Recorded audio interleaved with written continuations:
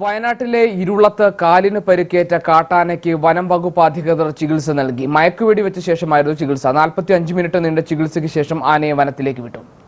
സുൽത്താൻ ബത്തേരി പുൽപ്പള്ളി റോഡിൽ ഇരുളത്തിനടുത്ത് സ്ഥിരമായി കാണാറുള്ള കാട്ടുകൊമ്പനാണ് ഏതാനും ആഴ്ചകൾക്ക് മുൻപ് കാലിന് മുറിവേറ്റത്. മനുഷ്യരുമായി ഏറെ ഇണക്കം കാണിച്ചിരുന്ന ആനയ്ക്ക് ഇരുളം ടൗണിലെ ജനങ്ങൾ സ്ഥിരമായി ഭക്ഷണവും നൽകാറുണ്ടായിരുന്നു. കാലിലെ മുറിവ് ഗുരുതരമാകുന്നതിന് മുൻപ് ചികിത്സ നൽകാൻ വനംവകുപ്പ് അധികൃതർ തീരുമാനിച്ചു. Wild life veterinary surgeon doctor Arun സക്രിയയാണ് ആനയെ മയക്കുവെടി വെച്ചത്.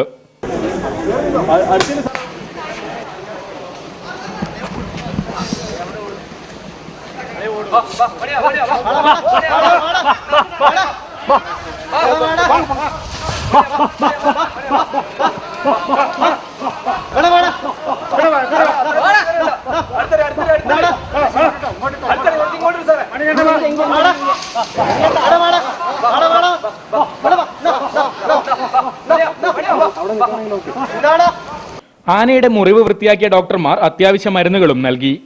ആനയുടെ പരിക്ക് ഉടൻ ഭേദമാകുമെന്ന് പ്രതീക്ഷിക്കുന്നതായി ഡോക്ടർ അരുൺ സക്രിയ പറഞ്ഞു.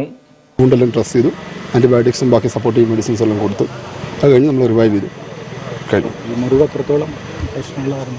മുറിവ് വളരെ ഡീപ്പായിട്ടുള്ള മുറിവായിരുന്നു. പക്ഷെ ഒരു പെട്ടെന്ന് ഉണങ്ങാവുന്ന സാധ്യതയുള്ള ഒരു വൂണ്ടാണ്. 45 മിനിറ്റ് നേരത്തെ ചികിത്സയ്ക്ക് ശേഷം ഉണരാനുള്ള മരുന്ന് നൽകിയ ഡോക്ടർമാർ പിൻവാങ്ങി.